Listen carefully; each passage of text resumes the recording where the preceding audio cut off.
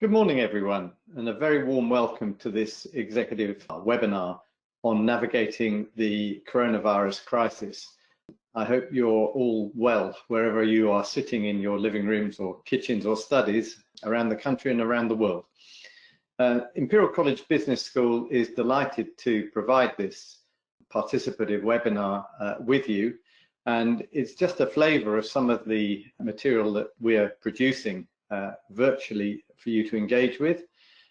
You probably know that Imperial College is in a very strong position at the moment with its science and medicine and engineering capabilities, and the business school playing a leading role in looking at the business consequences of COVID-19. We will be producing a series of webinars and other interactions for you and with you over the weeks and months ahead. For this one, we will be looking forward to hearing your questions. I hope that you'll be able to find the right slot on your screen to put those questions up. I'll be your host, and I will help shed light on where we can find the answers to those with my colleague Nick Turner. We also have 3 polls, and we'd be very keen for you to respond to the questions on those polls as we go through the webinar. So let's get started, and we'll just provide a brief introduction to the two of us. Myself, David Gann. I'm a Professor of Innovation and Technology Management at the Business School at Imperial College. I was previously Vice President for 6 years, helping to run and manage the college. And I'm Chairman of the Atomic Energy Authority for the UK government. Perhaps importantly for this particular seminar, I sit on the Secretary of State for Health Technology Advisory Board, and I'm heavily involved in work on testing and PPE at the moment. So that's me, and I'll hand across to my colleague Nick Turner to introduce himself. Great, thank you, David. So I'm Nick Turner, Managing Partner of Stratforma, and also associate faculty at Imperial College Business School. Stratforma, we are an advisory boutique, so small but perfectly formed, and we work with senior leaders to help them make better decisions in light of an uncertain future, uncertain tomorrow. As you can see on screen, I've got a background from technology, Silicon Valley. I spent time in investment banking, Wall Street, and then joined Global Business Network, who were the kind of scenario planning pioneers, consultants. And I've been using that tool, which we'll be reviewing later today, for about 20 years or so, to work with a range of organizations, some of which you can see on screen across financial services, energy, and also technology. And in fact, Dave and I first met, we both were board members of the London Enterprise Panel, which was an economic advisory group for the Mayor of London, a chap called Boris Johnson, who's gone on to do other things, including becoming a father earlier this morning. So many congratulations to him. In terms of, we've got a couple of webinars coming up in the next few weeks, and we want to make it clear in terms of where we were focusing both today, but also in the second webinar, which will be on May 21st, again starting at midday on British Summer Time. Our focus today really is to think about how to understand the current context in terms of what's happening around the coronavirus crisis, but also how we can use a tool like scenario planning, like scenario thinking, to help us to reperceive the future with a view to being better prepared. Ultimately, of course, what we're looking for is to increase our organizational resilience in light of massive uncertainty that we are currently facing. And then Dave and I will rejoin and come back together again with you on May 21st to start talking about how organizations can start to respond, to pivot, to innovate, and therefore also reposition for the anticipated recovery. So that's essentially the two primary foci of the webinars, both today and the one coming up in a few weeks' time in mid-May. But David, maybe we're just covering what you think is actually going on at the moment, particularly at Imperial. Yes, I'm sure colleagues on this webinar will have been reading and hearing from some of our academics, and I thought I'd just share a little snapshot of some of the work. Imperial College is very much active and playing a leading role in trying to end the COVID crisis that we're experiencing and living through, and indeed thinking about what a post-COVID world might look like and how we will live, work and play in that world.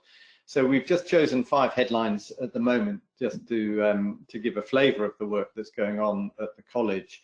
On the top left of your screen, you will see Neil Ferguson. If you've been watching any of the news broadcasts over the last 4 weeks, you almost couldn't help but see him on the television. Neil is the leader of our infectious disease modelling team at Imperial College. He grew up with work way back, if you remember, the foot and mouth and other diseases that struck the country 20 years ago, and has been modelling infectious diseases ever since.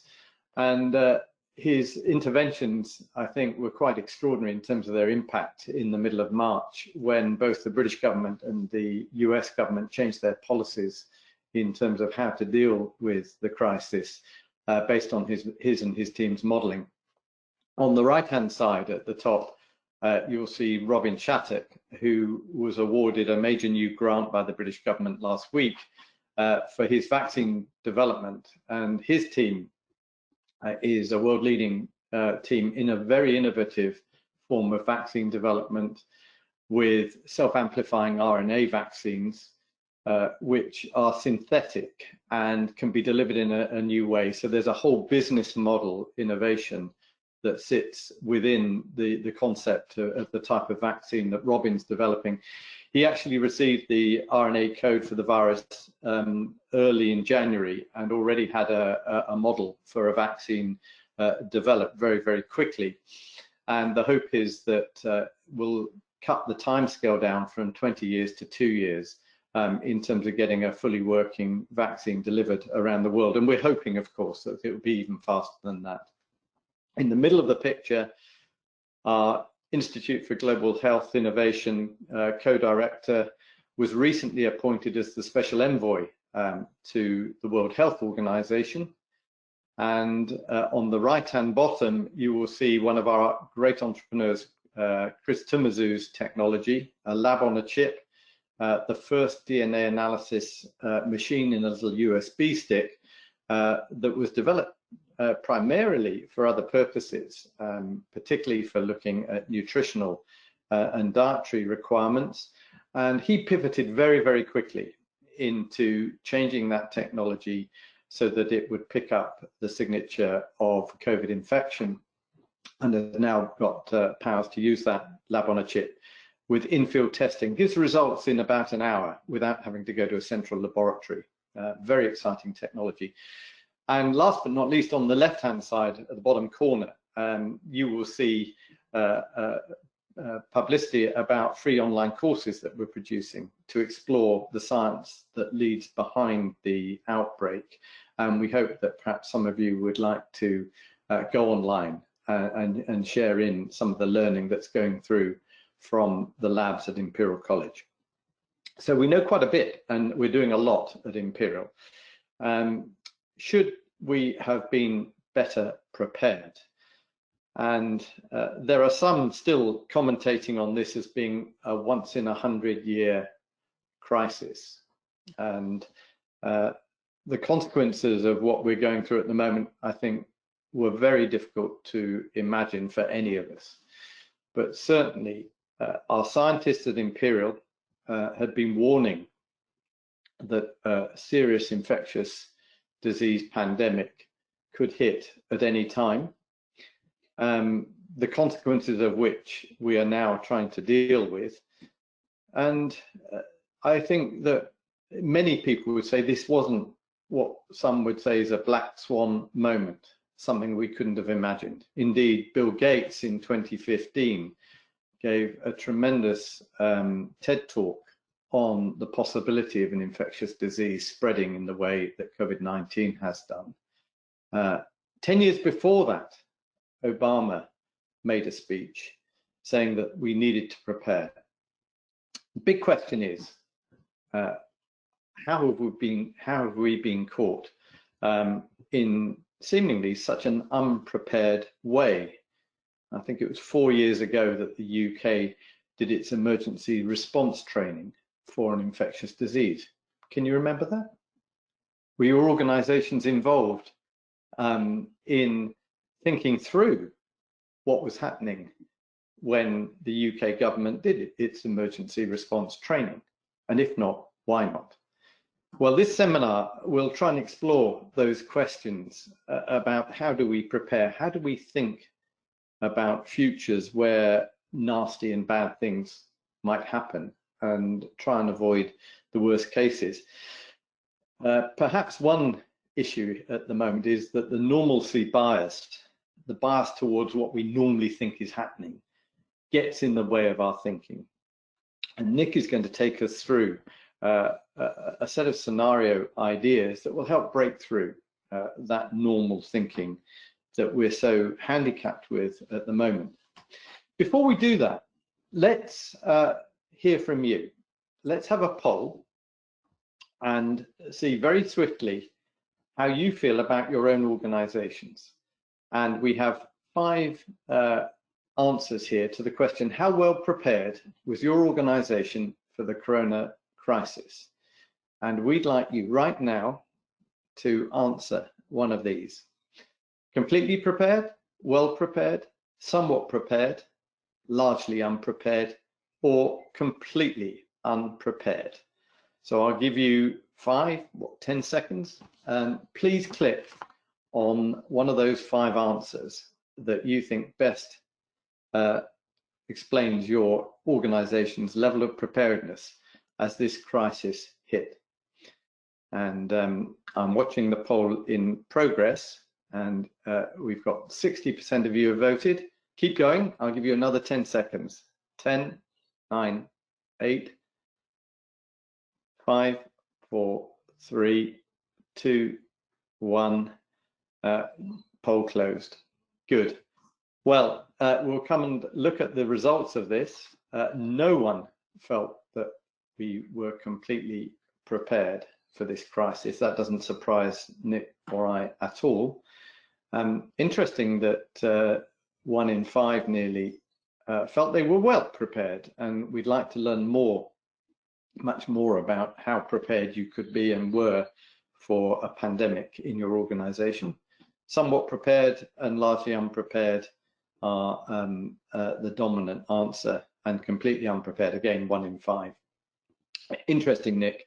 Perhaps we can use this poll as we go through your part of the presentation, and let's move on then to think about typical responses to uncertainty and the level of preparedness, and what we can learn then from thinking about scenarios to help with our preparedness in the future. I'll pass across to you. Thanks, David. So just looking at the results, it doesn't surprise me that 80%, or just over 80%, were somewhere between somewhat prepared to completely unprepared. So this, of course, is one of the reasons why we believe using scenario thinking can help to address that. Scenario planning, scenario thinking. Here's a quote I'm sure many of you will be familiar with from the famous nuclear physicist, Danish nuclear physicist Niels Bohr. Prediction is difficult, especially about the future. And this is one of the fundamental principles behind scenario thinking, scenario planning, and why we use it, is essentially the future is so complex and so uncertain, it is somewhat futile to try and predict it over the long run. And so scenarios really have evolved and developed as a way to help leaders make better, higher quality decisions today in light of that future uncertainty. So prediction is challenging, if not futile. And then a quote from Louis Pasteur, which of course chance favors the prepared mind. So one of the great things about scenarios is it allows you to essentially rehearse the future, and allows organizations and leadership teams to become better prepared for what might come. So 2 fundamental principles: 1, it's impossible to predict the future of the long term, and 2, it doesn't stop us allowing us to think through what might happen, better prepare, and therefore be more resilient in our response. So before I dive into too much theory around scenario thinking, scenario planning, we thought it might be helpful just to get a gauge of how familiar you are with scenario planning's application either inside your organization or indeed academically. So our second question for you is, how familiar are you with scenario planning? Look, I use it all the time through occasional use. I've used it a couple of times, maybe only from a theoretical or from the academic career perspective, or actually 5, not really familiar. So let's launch that poll. Wait a few seconds for you to give them time to respond.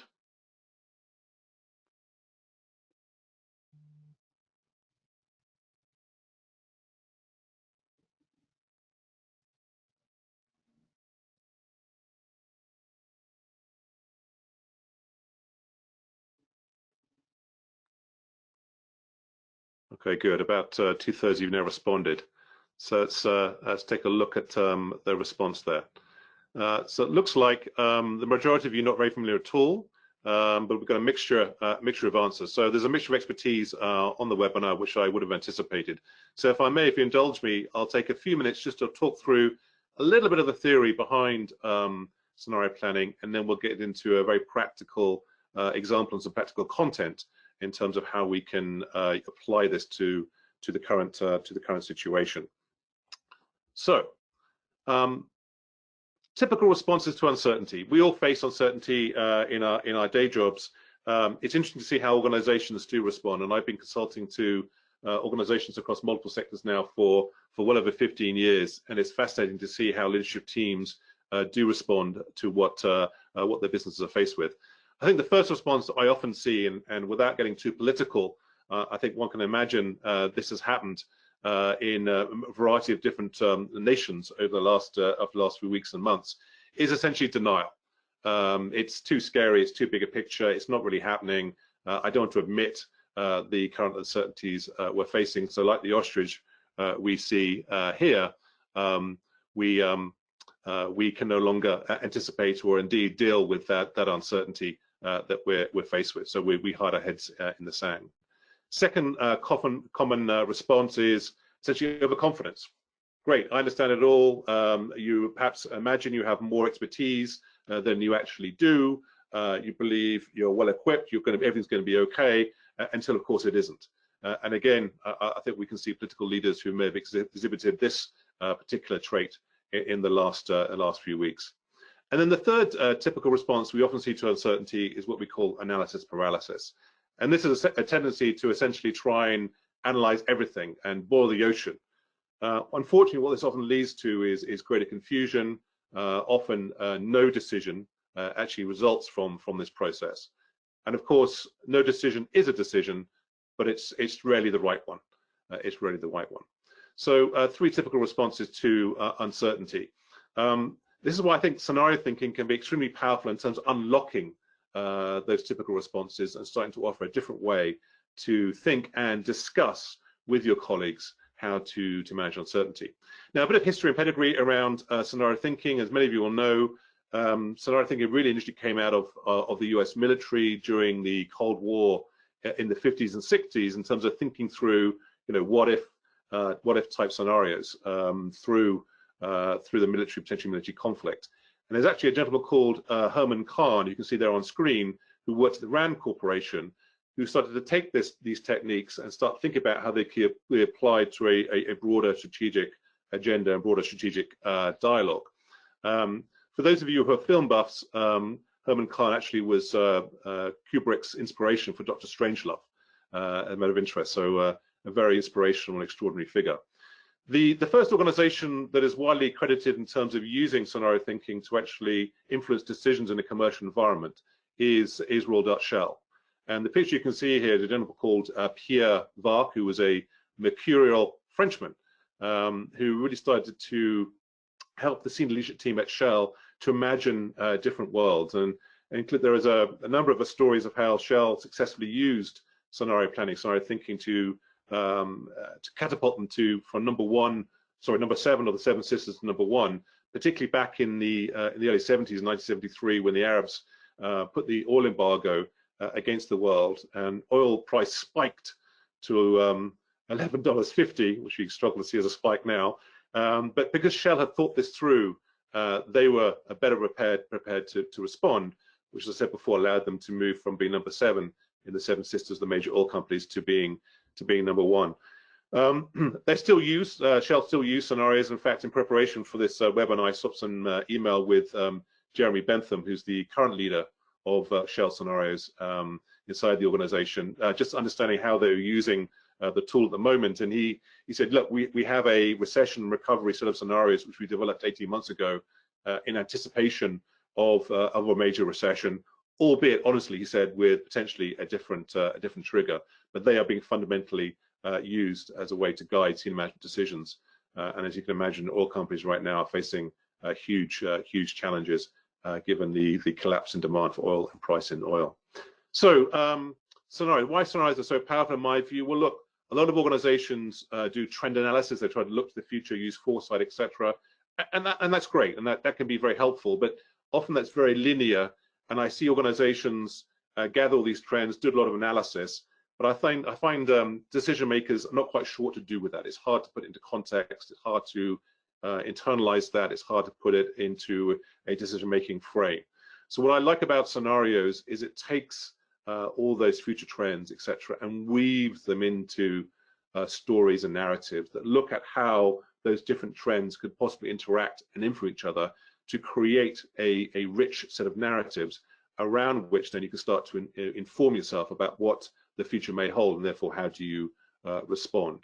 And I love this quote from Keynes when he said, look, it's better to be roughly right than precisely wrong. And I see many organizations are just too focused on trying to get the exactly right answer rather than embracing uncertainty and being happy with roughly right, so that the perfect doesn't destroy the good or good enough. I think scenarios also help us to what we call bound the kind of future cone of uncertainty, because if you think about it, there's almost an infinite potential number of futures in terms of what may happen over a number of years in terms of different variables playing out. And what scenarios can do are kind of multiple stories about the future, typically 3 or 4 stories. Any more than that, it's hard to hold the different logics in your head. Less than that, you tend to get back to kind of predictions, good, better, maybe medium. So 4 or 5 scenarios is about where you want to be in terms of thinking about the potential future as a way to explore, again, how those different trends and drivers may weave together to create different alternatives.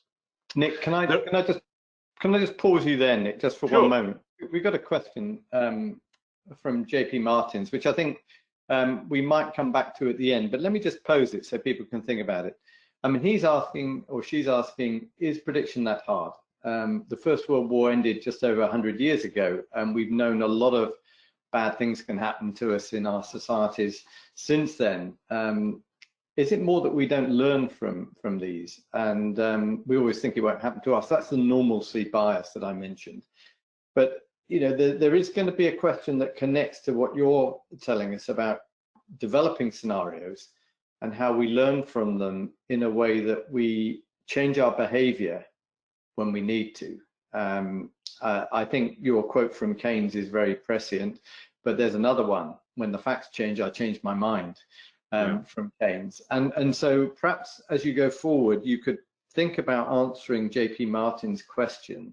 How do we think about learning from predictions and from these scenarios and doing something about it? Look, it's a great question, and you know, when we talk about scenarios are great learning tools. They're there to create a strategic conversation. It's about creating a culture of learning. It's about creating a culture that embraces uncertainty and takes a more divergent perspective, as we're about to see in terms of some of the principles behind scenario thinking.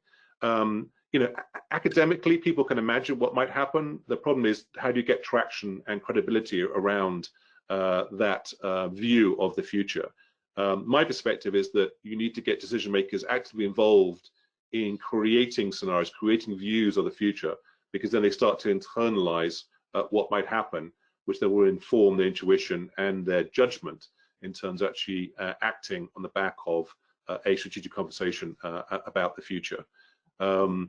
You know, I think back to stories where colleagues of mine at GBN, for example, worked with the US military in the late 1990s around security issues and terrorism issues.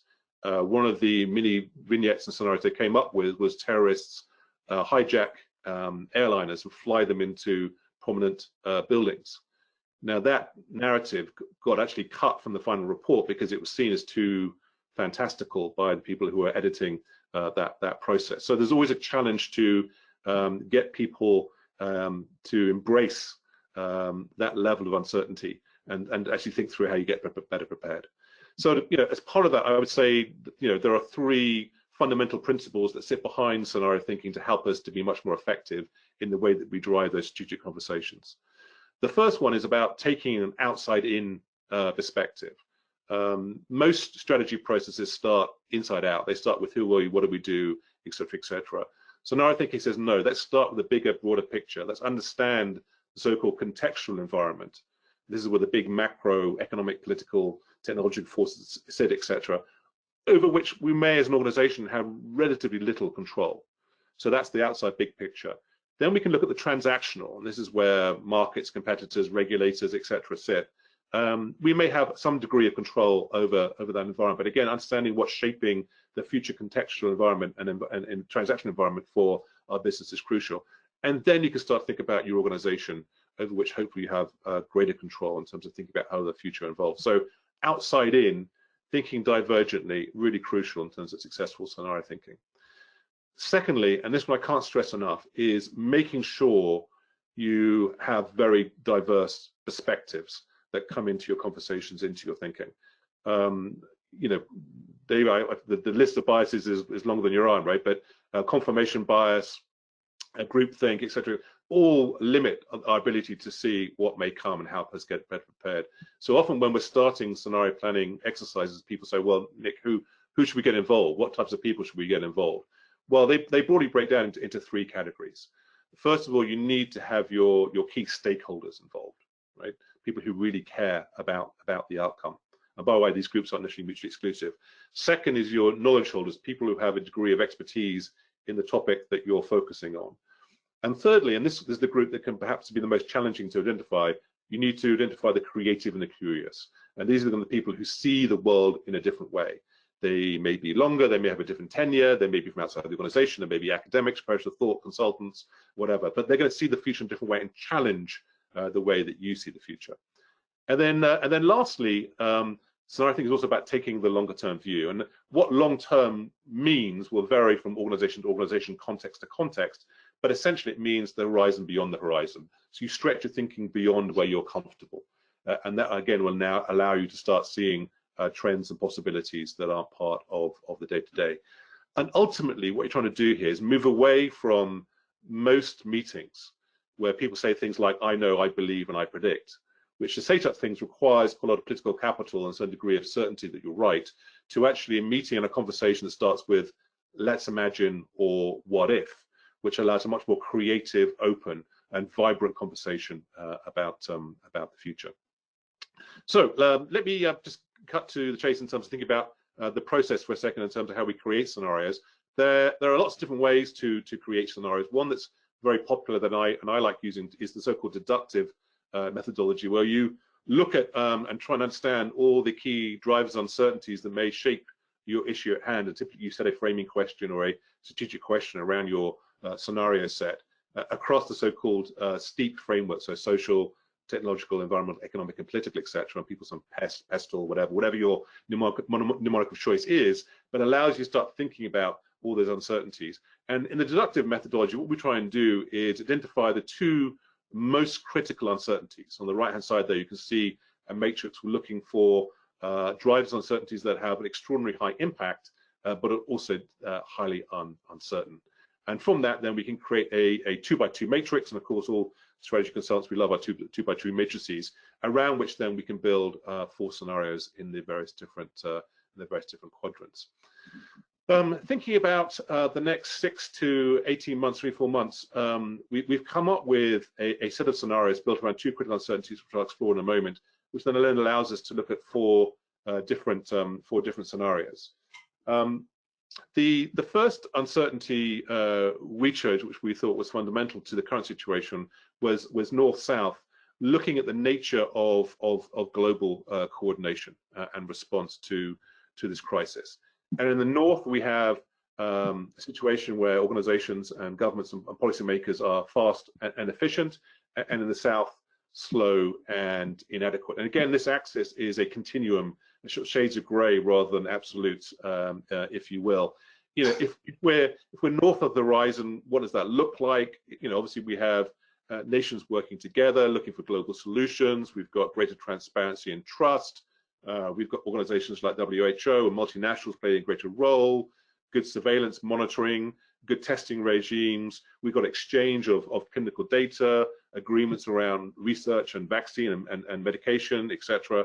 And also we've got a situation where hopefully the better off countries are helping those who are in a less wealthy or less advantaged. So it's that type of response that typifies this driver. In the south, largely the opposite. So isolationist, dependent on domestic solutions, a lack of global leadership, WHO and others sidelined, suppression of information and data, no agreements, hoarding, trade restrictions, and essentially everyone for themselves at the very extreme.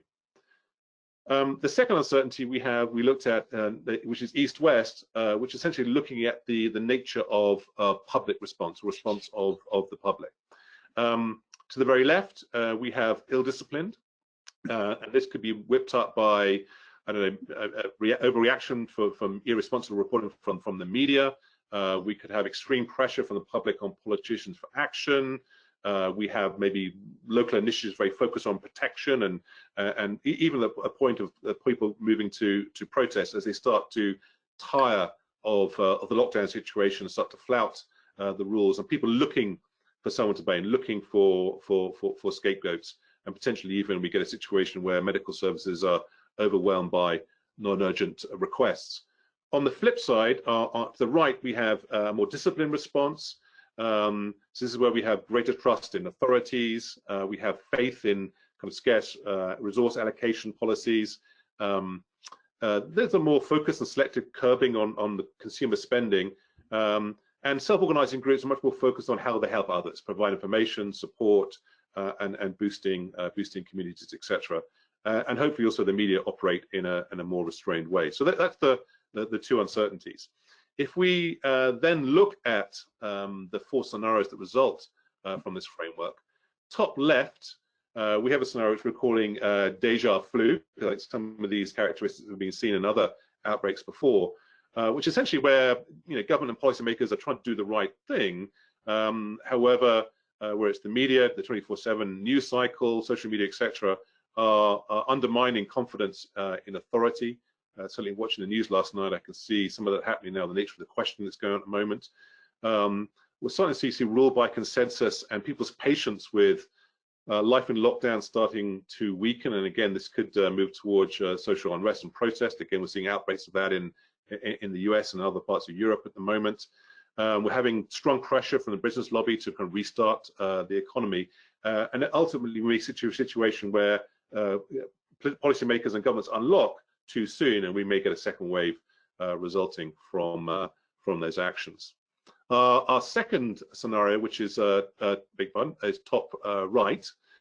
This is a situation where we've got a fast and efficient response from global policymakers, but also the public are being more disciplined in their own response. So this is a world, this is the future of the next 12, 18 months where we see more effective quarantining.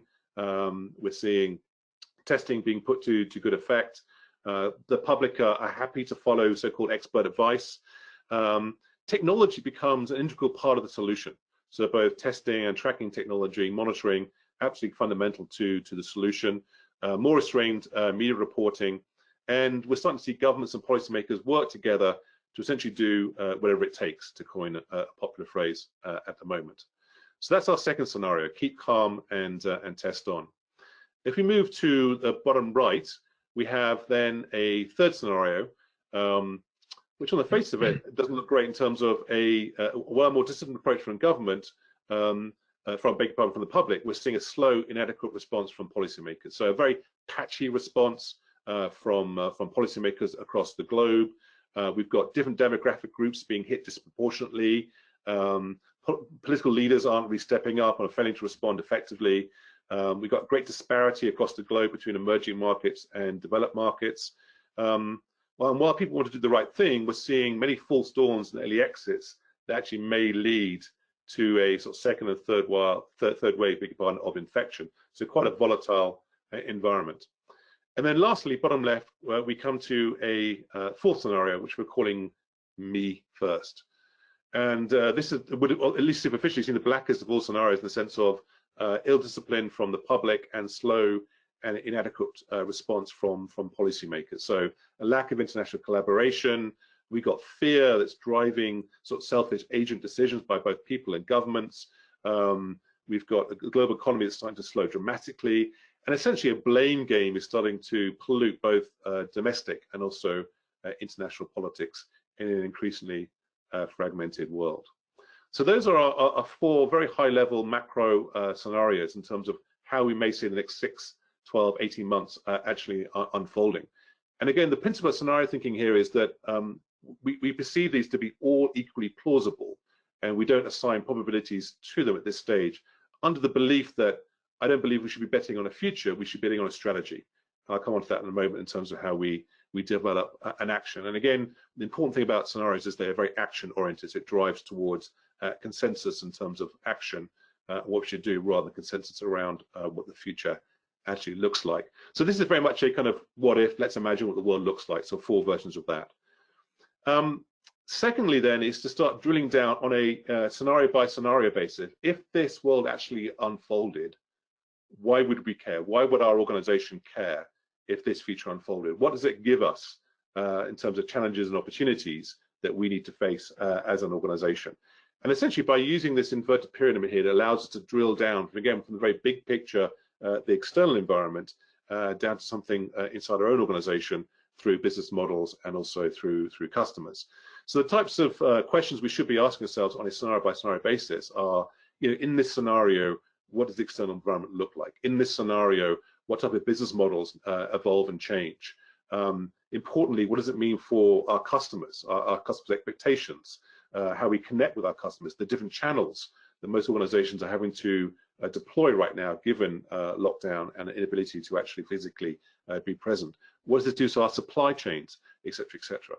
And then finally, we, on a scenario by scenario basis, we can start to think about what does it mean to our organization in terms of our value proposition, the products and services that we offer to our customers. So it's really enriching our understanding of this environment. So once we've done that, we then start to think about, okay, so we thought about what if, we thought about so what, and now we think about what next. So again, on a scenario by scenario basis, the discipline is to go through and figure out what you would do to be successful in each scenario. And thinking through some of the headlines and stories you might see on a macro basis, we've got a few starters for 10, if you will, for each different scenario here. And you may be able to see we've also embraced the very popular economic alphabet in terms of how the economy may respond from a kind of U-shaped recovery to a more immediate V-shape to a more volatile W recovery, ultimately to L, which is no recovery or extended recession, plotted against those 4 different scenario narratives.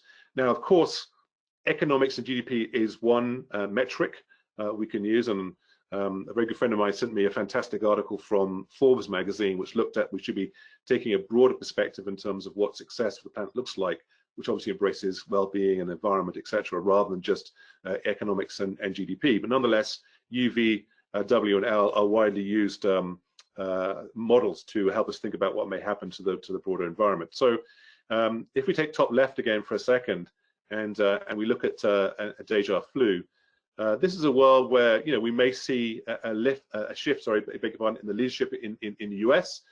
We may see the EU finally starts to step up so that trust can be rebuilt in the government, and we start to see slowly trust and confidence returns to the economy, and possibly coming back into the late 2021, starting to see the economy recover in a fairly shallow U-shaped recovery.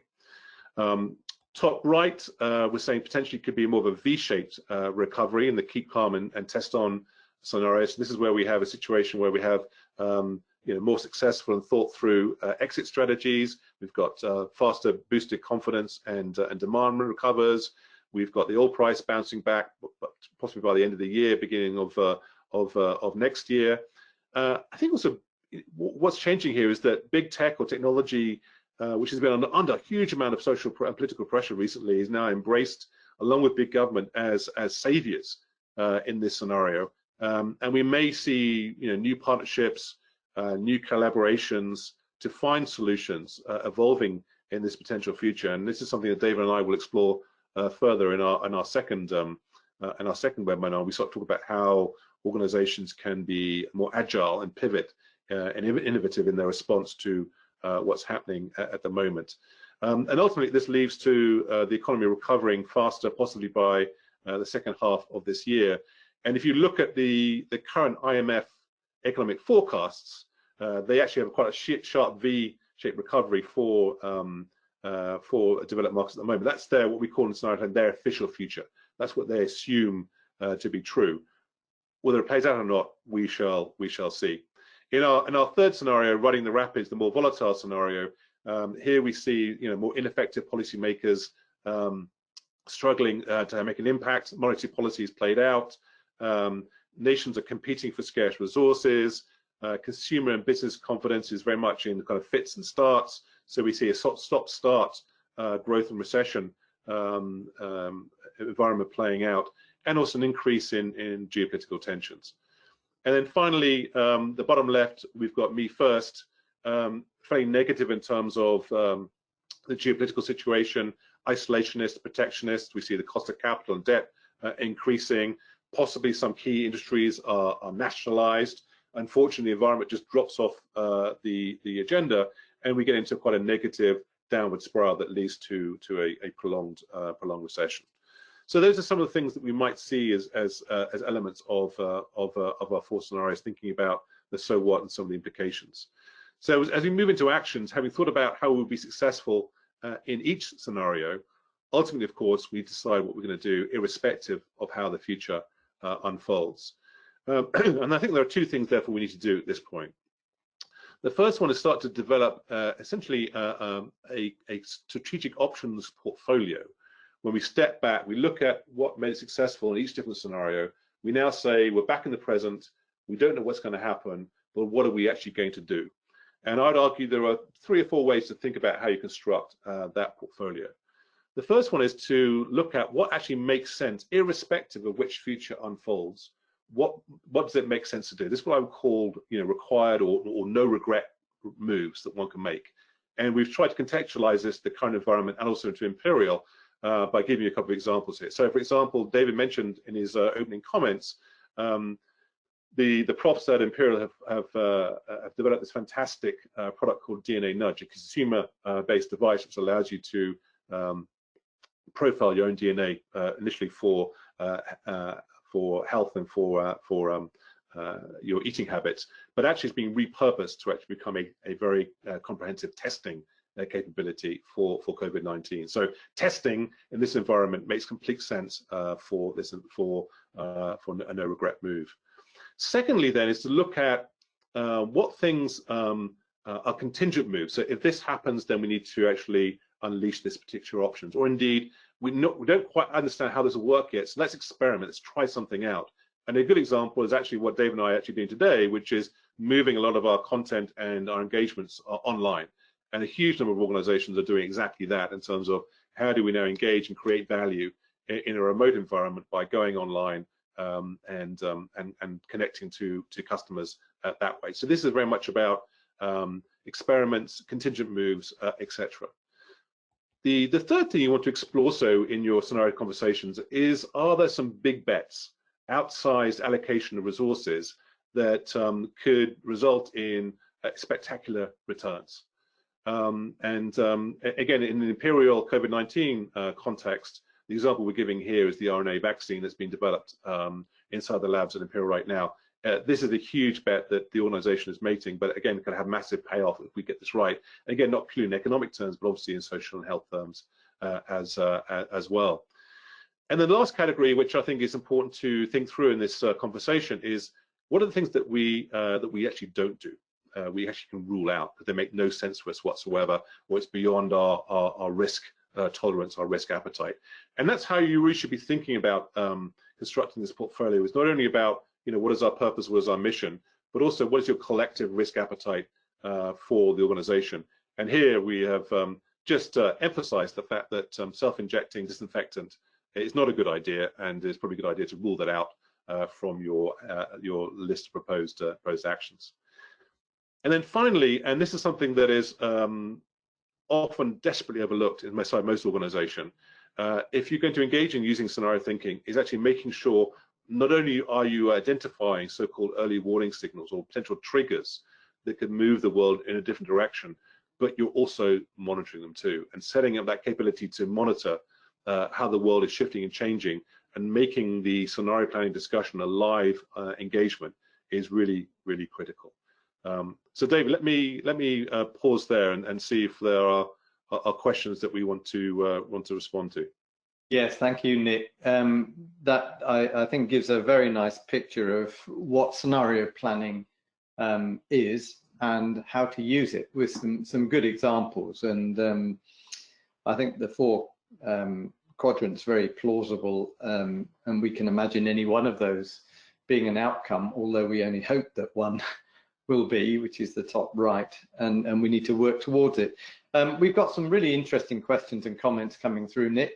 Yeah. I'll try and assemble them in little clusters and see if we can respond to some of them. There's a whole issue about timescales, and there's several thoughts and questions coming through from people on timescales.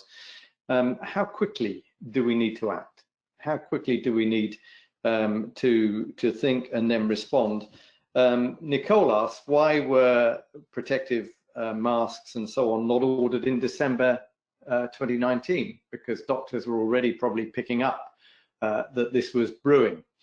And were organizations thinking in this way? So there's a question about how quickly this happened, and there's another related question here, I think, which is how organizations embed scenario planning so that they can respond to it. Should it be part of operational risk management, or is it a separate activity? I think I have an answer to that, because I'm responsible for the Atomic Energy Authority's work in this regard. And clearly there are a lot of operational risks which are known knowns. Yeah. Shall I try and answer those before we get into any more questions? I'll try and answer those 2 first. And go for those 2, yeah. Please join me in answering the second one. So the first one, in terms of speed of response, of course, the best thing in terms of speed of response is actually to be prepared in advance. So if you have already thought through what you would do in light of a certain outcome, then you can be quicker to respond. And the analogy I often use is, imagine you're driving down the street and you see a warning sign that says, slow school children crossing. If a kid then runs out in front of your car, hopefully you're quicker onto your brakes, because you've already mentally rehearsed what you're going to do. So of course the ultimate answer is, if you're prepared, you've got it, you're ready to go. So when things happen, you can execute. I recognize, of course, that not all organizations were prepared, as we saw from the first poll. So then it comes down to having a culture, a leadership culture that is agile and responsive to what is coming. And again, if you've built the early warning signals and monitoring those into your system, you can hopefully then respond much more quickly to what might happen, because you've got that mindset, you've got that culture that isn't dependent upon an annual or quarterly planning cycle, but actually is a live, organic, responsive culture that enables you to be quicker off the mark. I think for those who are interested in this, there was a fascinating article about, I think it was last weekend, maybe the weekend before, in the Financial Times weekend edition, long article in their magazine by Tim Harford, who interestingly is a ex-Shell scenario planner, and now obviously is a very prominent journalist and commentator at both the FT and also BBC Radio 4 and others. Anyway, he wrote an interesting article in terms of why, as human beings, do we fail so comprehensively to prepare for these crises again and again and again, and we don't learn from our mistakes. And I would encourage you to take a look at that in terms of some of the biases and mental issues that we have around not learning from our mistakes. So Nick, let me just butt back in, because I think the questions are coming through thick and fast here. Quite a few of them are about how do we find the right people in the organization, which people, what behaviors in the organization help to support this sort of thinking, how do we get the organization to commit? And there's a leadership question there about how the organizational senior team actually accepts that we need to be doing this almost as part of the everyday planning machinery, strategic machinery of the organization. And I think that really links into those questions of where does it sit with other tools that we use to think about risk in the organization. My answer to that is that this is a little bit different from your regular risk management and quality assurance and so on, which we absolutely need to be bolted down and delivering day in, day out.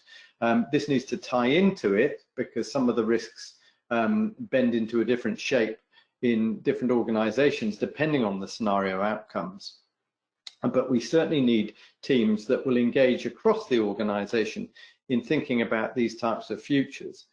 I was involved years ago, Nick, when I was at the Science Policy Research Unit, almost too many years to say online, 1983, when technology foresight was born, actually. John Irving and Ben Martin wrote the book Foresight in Science, and that really led to a huge set of activities all the way back to the Greek oracle, the Delphic oracle, of telling stories about the future. And of course the British government absorbed that, and there's a foresight team, and people consider where will technology be heading in the future in a way that we can then help shape those futures. So we have machines, we're just not deploying them or thinking tools, deploying them necessarily quickly enough, in the right way, consistently enough in our organizations. I mean, how do you see that in the organizations you work with, Nick? Yeah, look, I think consistently people ask me, what are the criteria for success in terms of embracing scenario thinking inside an organization? And almost the number one success factor is leadership. And you require leaders who are open, who are engaged, and quite frankly also are brave, because by embracing scenario thinking, you have to admit you don't have all the answers. And candidly, not all leaders are prepared to do that. So, strong leadership and strong sponsorship of a process like this is actually fundamental to success, not only to give you the space, the time, resources to do it, but also, almost more importantly, to make sure that executive action follows. There's in all strategy exercise, that's always true, but this is particularly true. And I think what gives you a greater chance of success with scenario thinking is getting those key stakeholders and leaders involved in creating the scenarios, evolving the options, so they viscerally understand the importance and urgency of acting. And so that, leadership and sponsorship, absolutely crucial. Let me just turn to one or two other comments here, Nick. Were Bill Gates and Barack Obama privy to data and information that led them to speak up about pending pandemics? Michael Chung asked that question. Well, I think if you've seen that little series on Inside Bill's Brain, you'll realize that Bill Gates thinks in a particular way. He's curious. And another example really is companies with deep R&D, research and development capability, tend to have a better capability to anticipate the future.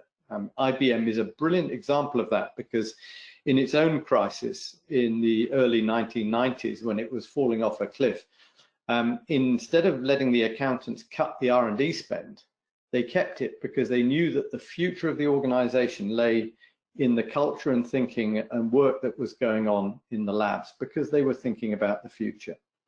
And there's a pointer there into how we can build those cultures in any organization. And I think Bill Gates and Barack Obama are two curious people who think about the future. Dana Heller asked the question about what about backcasting? What can we learn from history? It's a very good question, and it's absolutely part of this way of thinking in terms of building scenarios. We only know what's happened from interpreting what happened in the past. And there's a set of questions coming through, Nick, I think quite pointedly to your scenarios about what happened to climate change and sustainable development goals. this is the big issue that is being missed in all the debates at the moment while we're trying to recover COVID-19, that there's perhaps an even bigger crisis, and these are deeply linked together. 80% of deaths from COVID-19 have occurred in densely packed conurbations with poor air quality. Why is there poor air quality? Because we're polluting the environment. Are we going to do anything about that coming out of this? How do we put that into our scenario planning? And some of these questions we'll come to in our next webinar and try and build out. So we're getting so many questions coming through, Nick. I'm not going to, in the last 5 minutes, be able to read off. Can I just quickly comment on one question about, you know, how backcasting, and also how do you create the right culture to embrace this? I mean, so you know, backcasting in the workplace obviously is a post-mortem, and that's very much about having a learning culture. And actually, surprisingly, few organizations are very good at doing true post-mortem, which isn't about looking for blame, right? It's actually trying to understand what really went wrong. And of course, I think it was, well, Daniel Kahneman certainly made it very popular in terms of the whole concept of a pre-mortem, which essentially is looking ahead into the future. It's another way of thinking scenarically about what might happen. And that also can be extremely helpful in terms of getting groups together to think through at a more tactical level around, say, a product launch, or a new business you're launching, or a new factory setting, whatever, just to think through what also might go wrong, plus also what would help you to be successful. So, but it is very endemic about having a learning culture that embraces not about apportioning blame, but actually about learning together and moving forward together as a single team or single community. Nick, let me just pause everything and let people know that we're going to share the material that we're speaking about at the moment with you afterwards. I've got quite a few comments and questions coming through. Can we have copies of this? Yes, you can. We'll share the recording of this with you afterwards. We are getting close to the top of the hour, and we've got one last poll to ask you to fill in. So, Nick, should we just move on to that now? Yes, sure. And this poll goes actually to some extent the questions we've just been trying to answer, which essentially is in trying to create an organization that is more conducive to embracing strategic thinking. What are some of the biggest challenges that you currently see inside your organization? So responses here are, you know, lack of time, resource, not seen as a priority versus the more urgent firefighting, lack of senior leadership engagement, sponsorship, not really part of our DNA or culture as an organization, or indeed 5 of all of the above. So let's launch this poll and give people some chance to respond to that. And Nick, give people a few more seconds than we did last time, because I think people were saying they would like to have a couple more seconds.